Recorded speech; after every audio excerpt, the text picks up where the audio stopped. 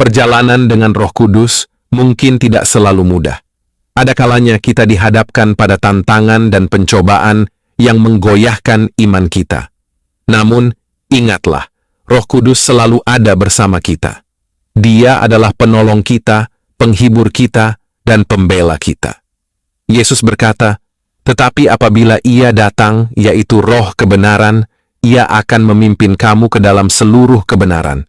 Sebab Ia tidak akan berkata-kata dari dirinya sendiri, tetapi segala sesuatu yang didengarnya itulah yang akan dikatakannya, dan Ia akan memberitakan kepadamu hal-hal yang akan datang." Shalom saudara-saudari terkasih dalam Kristus. Pada kesempatan yang baik ini, marilah kita merenungkan tentang bimbingan Roh Kudus dalam kehidupan kita. Dalam kehidupan sehari-hari, kita sering dihadapkan pada berbagai pilihan. Pilihan-pilihan tersebut bisa berupa pilihan kecil, seperti apa yang akan kita makan untuk sarapan, atau pilihan besar, seperti apa yang akan kita lakukan dengan hidup kita. Dalam membuat pilihan, kita sering mengandalkan akal dan pikiran kita sendiri. Namun akal dan pikiran kita bisa saja terbatas dan keliru. Oleh karena itu, kita membutuhkan bimbingan dari seseorang yang lebih bijak dan berpengalaman. Dalam kehidupan orang percaya, bimbingan itu datang dari Roh Kudus. Roh Kudus adalah anugerah yang berharga dari Allah. Dengan mengikuti bimbingan Roh Kudus, kita dapat hidup sesuai dengan kehendak Allah dan mengalami sukacita dan damai sejahtera. Bimbingan Roh Kudus adalah bimbingan yang diberikan oleh Roh Kudus kepada orang-orang percaya. Bimbingan ini dapat berupa petunjuk, nasihat, atau kekuatan untuk melakukan hal-hal yang benar. 1. Roh Kudus membimbing orang-orang percaya melalui berbagai cara, termasuk melalui firman Allah. Firman Allah adalah sumber bimbingan yang paling penting. Ketika kita membaca dan merenungkan firman Allah, Roh Kudus akan berbicara kepada kita dan menunjukkan kepada kita apa yang harus kita lakukan. 2. Melalui doa. Ketika kita berdoa, kita berkomunikasi dengan Allah. Kita dapat meminta bimbingan Allah dalam hidup kita, dan Roh Kudus akan mendengar doa kita dan membimbing kita. 3. Melalui Roh Kudus yang tinggal di dalam kita. Roh Kudus adalah pribadi yang tinggal di dalam kita. Dia memberikan kita hikmat, kekuatan, dan kasih karunia yang kita butuhkan untuk hidup sesuai dengan kehendak Allah. Untuk dapat menerima bimbingan Roh Kudus, kita perlu 1. Memiliki hubungan yang baik dengan Allah. Kita harus mengenal Allah dan berserah kepadanya. 2. Mendengarkan suara Roh Kudus. Kita harus belajar untuk mengenali suara Roh Kudus dan mengikutinya. 3. Berdoa dengan sungguh-sungguh. Kita harus meminta bimbingan Allah dalam hidup kita. Berikut 4 firman Tuhan yang berbicara tentang pentingnya bimbingan Roh Kudus. Yohanes 14 ayat 26.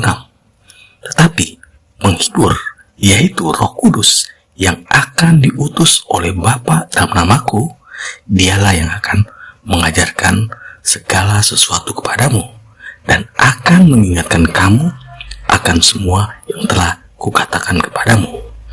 Ayat ini menunjukkan bahwa Roh Kudus akan mengajar dan mengingatkan kita akan segala sesuatu yang telah Yesus ajarkan. Roh Kudus akan menolong kita untuk memahami kebenaran firman Tuhan dan menerapkan dalam kehidupan kita. Yohanes 16 ayat 13. Tetapi apabila Ia datang, yaitu Roh kebenaran, Ia akan memimpin kamu ke dalam seluruh kebenaran, sebab Ia tidak akan berkata-kata dari dirinya sendiri, tetapi segala sesuatu yang didengarnya, itulah yang dikatakannya, dan Ia akan memerintahkan kepadamu hal-hal yang akan datang. Ayat ini menunjukkan bahwa Roh Kudus akan memimpin kita ke dalam seluruh kebenaran. Roh Kudus akan menolong kita untuk memahami kehendak Tuhan dan melakukan apa yang benar. Roma 8 ayat 14.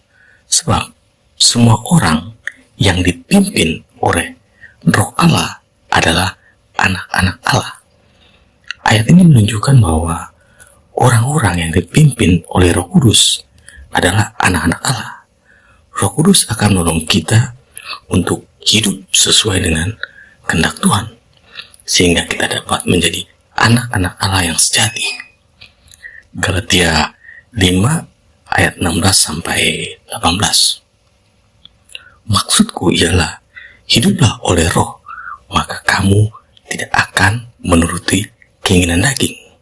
Sebab keinginan daging berlawanan dengan keinginan Roh, dan keinginan Roh berlawanan dengan keinginan daging. Karena keduanya bertentangan, sehingga kamu setiap kali tidak melakukan apa yang kamu hendaki. Akan tetapi, jikalau kamu memberi dirimu dipimpin oleh Roh, maka kamu tidak hidup di bawah hukum Taurat.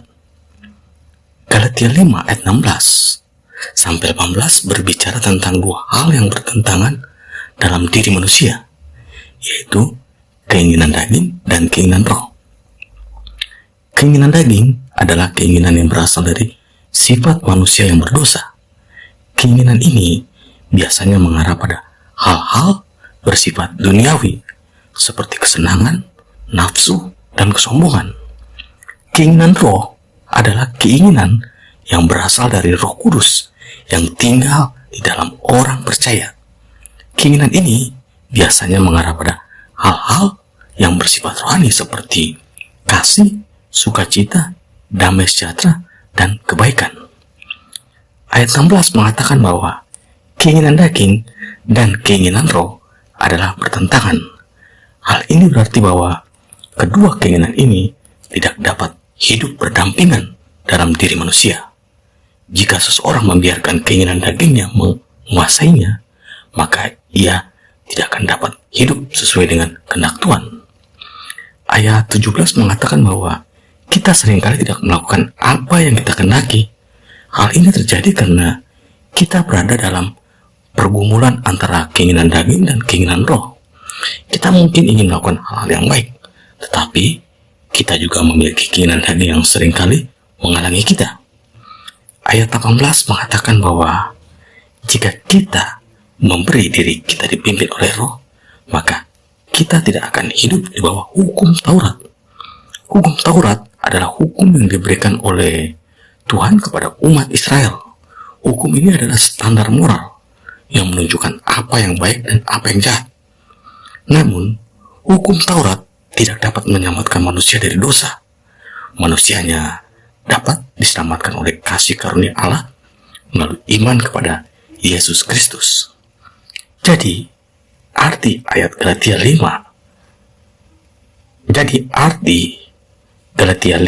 ayat 16-18 adalah bahwa kita harus memilih untuk hidup menurut keinginan Roh. Jika kita hidup menurut keinginan Roh, maka kita dapat hidup sesuai dengan kehendak Tuhan dan kita akan dibebaskan dari kuasa dosa. Saudara-saudari terkasih, bimbingan Roh Kudus sangat penting bagi kehidupan orang percaya. Roh Kudus akan menolong kita untuk memahami kebenaran firman Tuhan, melakukan apa yang benar, dan menjadi anak-anak Allah yang sejati. Firman Tuhan di Yohanes 14 ayat 26 menunjukkan bahwa Roh Kudus akan mengajar kita tentang kebenaran firman Tuhan. Roh Kudus akan menolong kita untuk memahami apa yang dikatakan Tuhan dalam Alkitab. Firman Tuhan di Yohanes 16 ayat 13 menunjukkan bahwa Roh Kudus akan memimpin kita ke dalam seluruh kebenaran. Roh Kudus akan menolong kita untuk memahami kehendak Tuhan dan melakukan apa yang benar. Kita dapat bekal terhadap bimbingan Roh Kudus dengan mempelajari firman Tuhan, berdoa, dan hidup dalam persekutuan dengan orang-orang Kristen lainnya.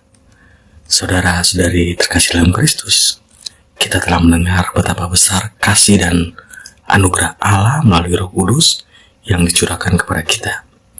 Bimbingannya seperti cahaya terang yang menerangi jalan kita, menuntun kita pada kebenaran dan memberdayakan kita untuk hidup sesuai kehendak Tuhan.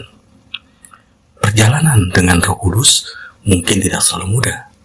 Ada kalanya kita dihadapkan pada tantangan dan pencobaan yang menggoyahkan iman kita.